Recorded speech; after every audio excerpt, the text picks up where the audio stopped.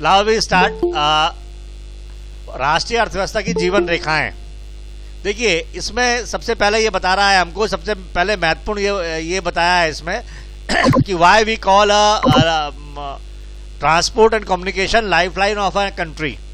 देखिए, जैसे इसको मैं आपको थोड़ा बता दूं कि जिस प्रकार हमारे शरीर में, इंट्रोडक्शन के रूप में मैं आपको बता देता हूं, जिस प्रकार से हमारे जो शरीर है, हमारा जो ह्यूमन बॉडी है, ह्यूमन बॉडी के अंदर जो हमारी ये नसें होती है जिसमें खून चलता है, ये एक तरह से उन्होंने कंपेयर किया है एक तरह से रोड्स के द्वारा। रोड्स, ये जो नसें हैं जिसमें हमारी ब्रेन की सिग्नल चलते हैं और हमारे जो ब्लड चलता है, ये एक तरह से सिंबॉलिक है रोड्स के हिसाब से, एक देश की सड़कों के हिसाब से। और अगर देश की सड़कें हमारे हर जगह में, हमारे देश के हर कोने में पहुंच रही हैं, तो हमारा जो सिस्टम है, जो इम्पोर्टेंट इंफ्रास्ट्रक्चर है, खाना पानी है, वहाँ पर फौजें हैं, वहाँ का जो है रख रखाव है, वो सब आसानी से हो सकता है। जैसे कि हमारे शरीर में जहाँ खून नहीं पहुँचता है, वहाँ का शरीर जो है वो कमज़ोर हो जाता है और कभी कभी जो है वो पैरालाइज हो जाता है। तो इसलिए इसको जो है ऐसे ट्रांसपोर्ट जहाँ नहीं पहुँचता है, ट्रांसपोर्ट कम्युनिकेशन, वो क्षेत्र जो है एक तरह से पैरालाइज हो जाता है। तो इसलिए कहा गया है कि जो रोड एंड ट्रांसपोर्ट है या ट्रांसपोर्ट और कम्युनिकेशन है, are the life line of a country. This is what the chapter is about. अब दूसरा वो ये कह रहा है, दूसरा इंपॉर्टेंट उसमें जो टॉपिक आ रहा है वो है क्लासिफिकेशन ऑफ द ट्रांसपोर्ट। परिवहन का क्लासिफिकेशन, जो ट्रांसपोर्ट का क्लासिफिकेशन, मीन्स ऑफ ट्रांसपोर्ट जिसे हम कहते हैं, द मीन्स ऑफ ट्रांसपोर्ट। तो what are the means of transport, इसको आप देख लीजिए, ये आपको दिखाई दे रहा होगा स्क्रीन पर। दैट इज पहला जो इनको 3 भागों में डिवाइड किया है हमने। The means of transport are divided into 3 parts.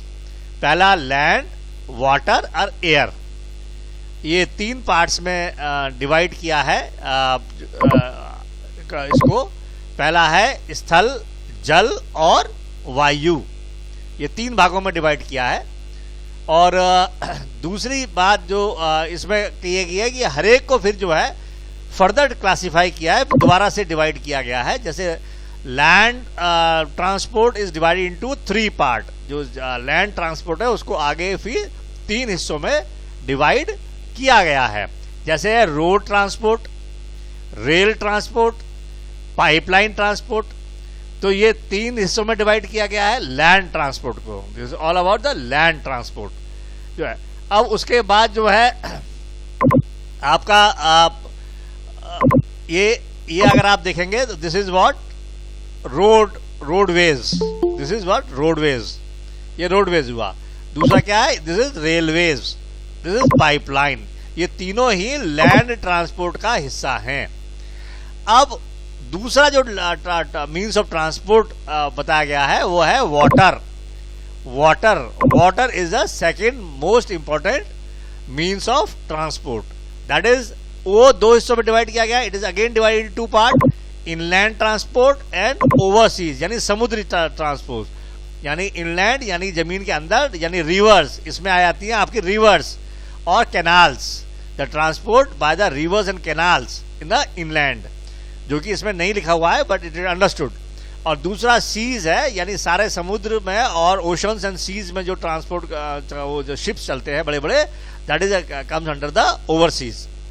अब तीसरा जो इंपॉर्टेंट आता है that is air. The third important is air. The air is again divided into 2 part. ये है डोमेस्टिक एयरलाइंस और दिस है इंटरनेशनल एयरलाइंस जो है। तो ये 2 हिस्सों में डिवाइड किया हुआ है, डोमेस्टिक एयरलाइंस और इंटरनेशनल एयरलाइंस, ये 2 हिस्सों में डिवाइड किया हुआ है। अब आप देखिए, ये जो डोमेस्टिक एयरलाइंस है ये फर्दर 2 हिस्सों में डिवाइड किया गया है। पब्लिक अंडरटेकिंग, यानी सरकार द्वारा चलाई जाने वाली, जैसे एयर इंडिया है पब्लिक अंडरटेकिंग, और दूसरा है प्राइवेट एयरलाइंस जो है, प्राइवेट एयरलाइंस जैसे आपका सहारा है, आपका जो है इकोनॉमिक क्लास का दूसरा जो इंडिगो है, ठीक है, और जेट है, ये सब प्राइवेट एयरलाइंस हैं जो इसके अंतर्गत आती हैं। तो now the classification is cover under this topic. अब ये क्लासिफिकेशन आपका कंप्लीट हुआ। अब जो है साथ में आता है आपके कि अब व्हाट अबाउट द रोडवेज। अब ये रोडवेज के बारे में आता है कि रोडवेज क्या है। रोडवेज के बारे में आपको थोड़ा सा अब यहां पर क्लासिफाई फर्दर क्लासिफिकेशन हो रहा है, डिटेल में स्टडी करनी है। India has one of the largest road network. It is the largest road network. ये इंपॉर्टेंट है line. India is the one of the largest road network. दुनिया में जो है, इन द वर्ल्ड, दुनिया में जो है भारत का जो रोड नेटवर्क है वो सबसे बड़ा है, क्योंकि हमारा जो सरफेस एरिया भी है वो भी बहुत बड़ा है। जो है सरफेस एरिया बड़ा होने की वजह से, यानी हमारे जमीन का जो हिस्सा है, लैंड है, यानी बाउंड्री है, वो एक बड़े दक्षिण पूर्व एशिया के अंदर जो है चाइना के बाद जो है सबसे बड़ा क्षेत्रफल हमारे पास है। इसलिए हमारा रोड नेटवर्क भी अच्छा है, बड़ा है। दूसरा जो है construction cost of the road are much lower. ये एक बड़ा फायदा है इसमें कि जो इसका बेनिफिट क्या है। अगर आप इसमें बेनिफिट्स देखें, what are the benefits of the roadways, तो उसमें जो है बेनिफिट्स में ये आता है कि रोड का जो कंस्ट्रक्शन पार्ट है, जो रोड जो बनाई जाती है, जो बनाने वाला जो उसका जो कंस्ट्रक्शन जो इसमें कॉस्ट आती है वो बहुत कम आती है। इसलिए जो है रोड इज इजिली बिल्ट, सड़कें आसानी से निर्माण कर दी जाती हैं। अब आ रहा है दूसरा कि आगे जो है roads can,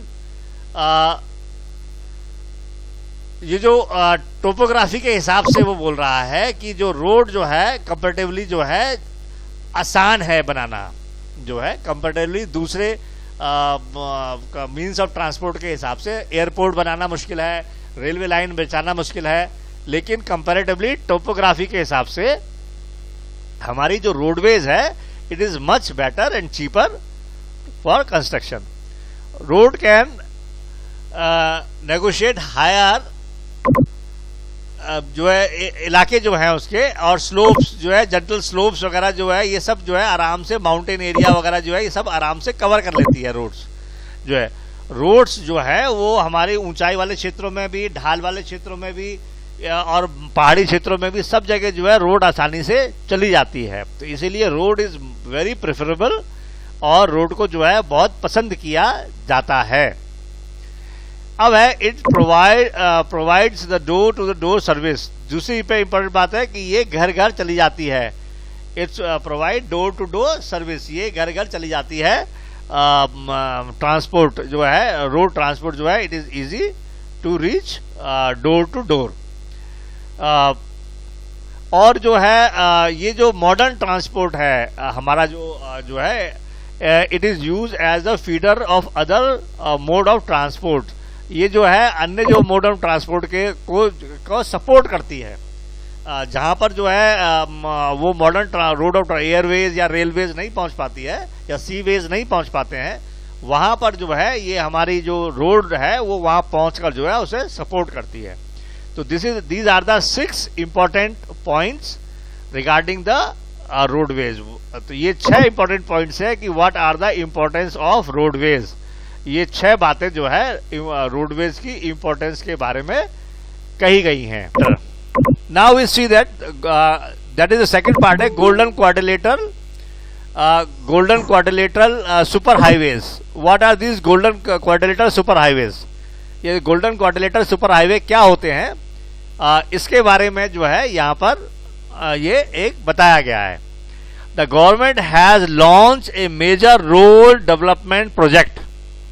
Government has launched a major road development project linked Delhi, Calcutta, Chennai, Mumbai, Delhi by 6 lane super highways. The north-south corridor links Srinagar, Jammu Kashmir and Kanyakumari. Tamil Nadu and east-west corridor Silchar, Assam and Gujarat, Porbandar, Gujarat. The major objective of these highways is to reduce the time and distance. तो ये है golden highway. इसके बारे में कभी कभी short note या 1 number का क्वेश्चन पूछ लिया जाता है, 3 नंबर के क्वेश्चन आ जाते हैं कि what are the golden highways and north south and east west corridor, या कभी कभी मैप में भरने को आ जाता है कि show the golden quadrilateral on the map and corridor north south east west corridor में किसी को आ जाता है। सर ये विनोद सर वापस आ गया सर, उसने चैट में लिखा है। हाँ, बिंदु है लेफ्ट, नाउ वो दिखाई दे रहा है कि बिंदु लेफ्ट एंड जो है चला गया था, दोबारा आ रहा है। तो पता करना भाई, अगर कोई है भी आउटसाइड का तो वो बता सकता है ना मेरे को। इज द बिंदु इज देयर, चैट में दिख रहा है सर? लिखा था सर, आया था वापस उसने, अभी आया था चला गया ना। हाँ, तो आप यू कैन आस्क, आपस में स्टूडेंट पूछेंगे तो फिर वो बता देगा, ठीक है ना।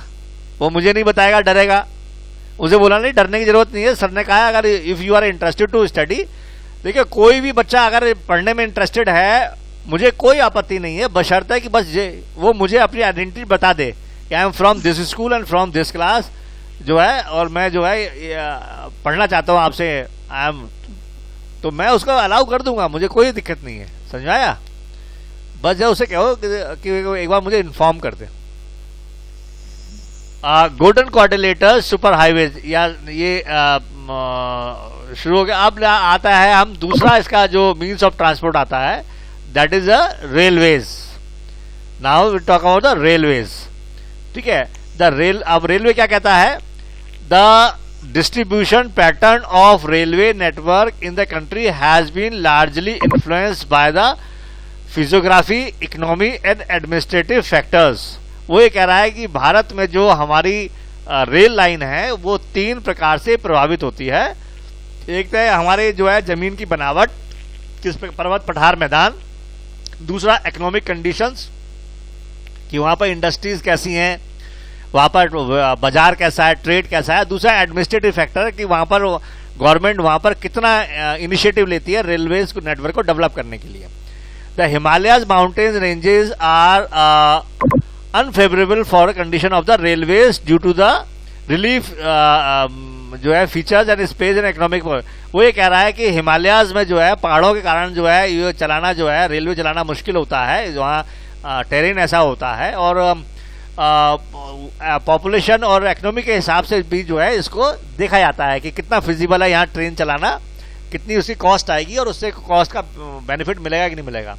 Northern plain provides most favourable condition, have high population जो है डेंसिटी, जो उत्तर के मैदान जो है जहाँ पर हाई डेंसिटी है पॉपुलेशन की, वहां पर जो है इनको चलाना काफी आसान होता है और काफी फायदेमंद होता है। और नदियां भी जो है इसमें प्रॉब्लम क्रिएट करती हैं, reverse also create a problem in railway track, उन्हें ब्रिजेस बनाने पड़ते हैं बहुत ज्यादा, और इसीलिए जो है रेलवे नेटवर्क को भी बिछाना बहुत मुश्किल होता है। अब आता है पाइपलाइन, अब है fourth, that is pipeline. Pipeline transport network is a new arrival on the transportation map of India. अब देखिए पाइपलाइन जो है ये नया एक सोच है, एक नई चीज है जो कि अब डेवलप हो रही है इंडिया में भी। इससे जो है कॉस्ट को, इनिशियल जो कॉस्ट होती है उसको जो है तो ज़्यादा होती है, लेकिन जब लंबे यूज़ करने पर जो है इसकी कॉस्ट जो है रिड्यूस हो जाती है, और लंबा यूज़ करने पर इसकी कॉस्ट जो है कभी कभी फ्री भी हो जाती है, उसकी पूरी लागत भी निकल जाती है। और इससे क्या चीज़ हम ट्रांसपोर्ट करते हैं जनरली, इसे क्रूड ऑयल, कोल जो है और क्रूड ऑयल इसको जो है, और नेचुरल गैस, ये चीज़ें जो है हम इससे पाइपलाइन के द्वारा जो है वो हम ट्रांसपोर्ट करते हैं, कंप्रेस करके हाई प्रेशर से इसको चलाई जाती है। Oil field in Assam to Kanpur, जो है ऑयल फील्ड असम से जो है कानपुर के लिए वाया गुवाहाटी, बरौनी, अहमदाबाद, इलाहाबाद होते हुए एक है। फ्रॉम द गुजरात में जो है जलंधर जो है पंजाब में जो है, और मथुरा में, और दिल्ली और पानीपत यहाँ पे भी है। गैस पाइपलाइन में हजीरा गुजरात में भी ये है, यूपी में भी आती है, मध्य प्रदेश में आती है। तो ये पाइपलाइनों के कुछ नाम है, आप किताबों में दिए हुए हैं, आप वहां से देख सकते हो। तो this is all about the transport, land transport communication. अब जो हम बाद में, अब इसके आगे जो हम पढ़ेंगे वो नेक्स्ट क्लासिफिकेशन, इसको हम देखेंगे नेक्स्ट।